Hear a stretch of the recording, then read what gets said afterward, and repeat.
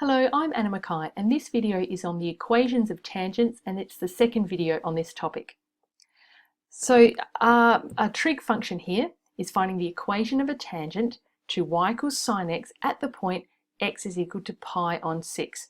Now before we get into this, I'm going to go across to my emulator calculator, so have your calculators handy, and I just want to have a little crash course on finding out values in our run mode. So going across to our emulator, what I'm interested in is making sure we are in radians, which we are, and practicing putting in some of these functions. I'm just going to use brackets because I've got this old emulator. So the function we're after is sine of x. So let's see what happens at pi on 6. We get a half. And remember, in the unit circle, the three values that we're interested in are a half, root 3 on 2, and 1 on root 2. So you need to be able to recognize those decimals. Half is easy to recognize. Let's see what cos of pi on 6 is. Cos of pi on 6 is this decimal here, 0.866. So this is going to be one of the two that we're interested in. You can probably already see which one it's going to be. So if you're not sure, check it. Substitute in root 3 on 2 and see what the decimal for that one is. It's 0.866. So cos of pi on 6 is root 3 on 2. That's going to come in handy in a minute. So this question here, finding the equation of a tangent, we need to differentiate because a tangent is a straight line to a curve. So when in doubt in calculus, differentiate. I like the F notation, so I'm going straight to that. The derivative of sine x is cos x. Now, if we want the equation of a line of a tangent, the two things we need are a point and a slope. Now, I like to use the y equals mx plus c form because when we use that in our graphics calculators, the graphs have to be in y equals form, so that's handy. So a point and a slope, where do we get them from?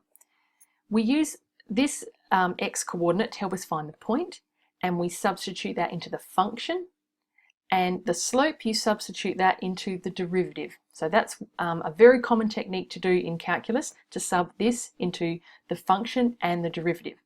So since we have the derivative written here, let's sub in pi on 6 into the derivative. So where we see an x, we're putting pi on 6. And you remember what we've just done on the emulator, cos of pi on 6 is root 3 on 2. Now that is our m. So when we come to do our mx plus c, that is our slope. We'll also need a point. So let's substitute pi on 6 into the function this time. So just straight f. And so now we're after sine of pi on 6. Which we also did on the calculator, is 0.5 or a half. We tend to work with fractions.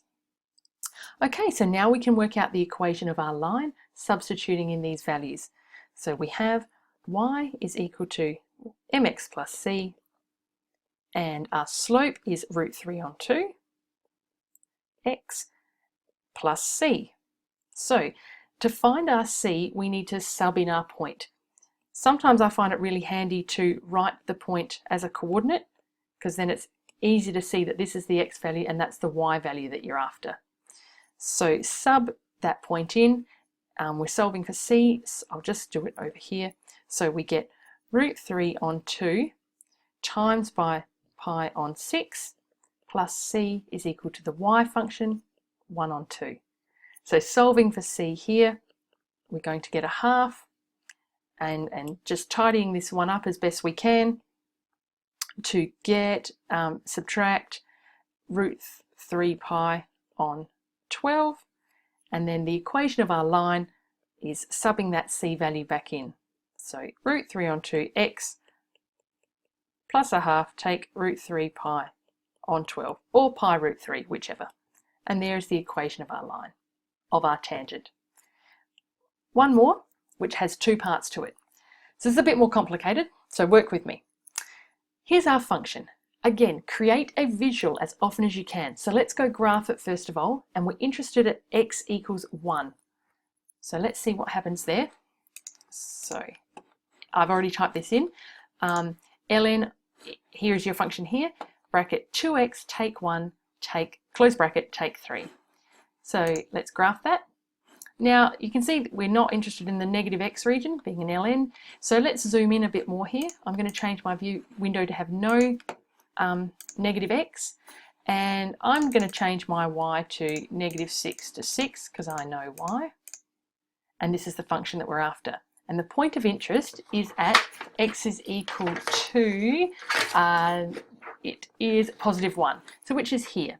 So we're trying to imagine the slope of the line that's going to happen here. So let's go on and work that out.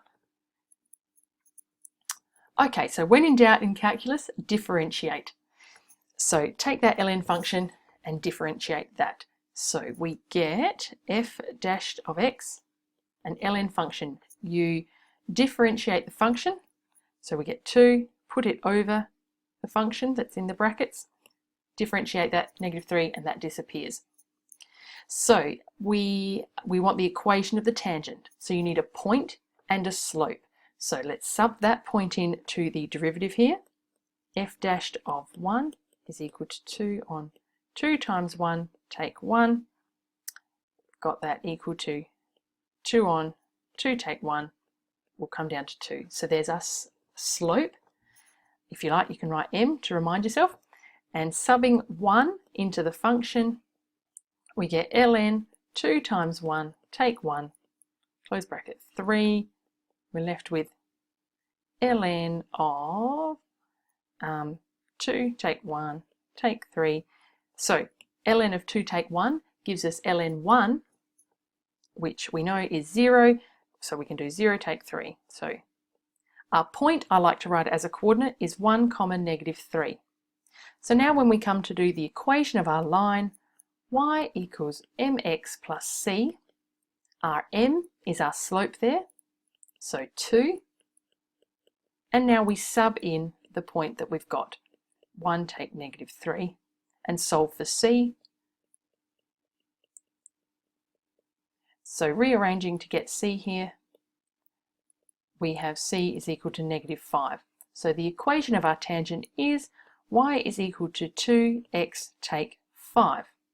And that's the first part of the question, the equation of the tangent. Moving on. We're now asked to find the area enclosed by the tangent and the x and y axes. We're definitely going to need a visual for this, so let's go and graph it. So we've just worked out that the equation of the tangent is 2x take 5, so let's add that in as our second function, 2x take 5. Graph that. So here we are. So we are after the area, turns out it's a triangle, enclosed by this tangent and the x and y axes. Perhaps I'll just zoom in a little bit. I won't need as many on the x-axis. Okay, so how do you work out the area of a triangle? It's half base times height. So how long is that base? Well, the origin is here, so that's 0. If we can work out the value of this point here, that will be the length of our base. That is the x-intercept of the tangent. And over here, the height of this triangle is the y-intercept of where this tangent meets the y-axis. So if we can work out the intercept values, we can use that to do half base times height. So let's go on and practice that skill. Okay, so we had our equation of our tangent of y equals 2x take 5, and we're after the x and y intercepts. So first of all, if we're doing the x-intercept, we are after when y is equal to 0. So we'll be solving for x. When y is 0, you can show as many or as few steps as you need to. And there is our our x-intercept. Our y-intercept, I was always taught by my maths teachers to write this out. This line here, some people are weak when you work out intercepts. If you're working out the y-intercept, the opposite letter is equal to 0. And then that's a neat reminder to tell you what you actually need to do. So where you see an x now, you're subbing in a 0. So 2 times 0 take 5, so y is equal to -5. So remembering that triangle that we were after looked approximately like that. So our x value is 5 on 2, our y value is -5. But don't be led astray, the distance is 5, not -5, so that's our height. So therefore the area that we're after, the area of the triangle, if you like, is equal to 1/2 base times height. So our base is the distance along the x-axis here from where the tangent met the x-axis, which is 5 on 2, and our height is +5. And working that out, you can see 5 times 5 gives us 25 on 4. And so that is the area enclosed by the tangent and the x and y axis, that many units squared if you like. That's the end of this video. If you liked it, give it a thumbs up and subscribe to the channel. And the next video for this applied calculus series is increasing and decreasing functions. Thank you.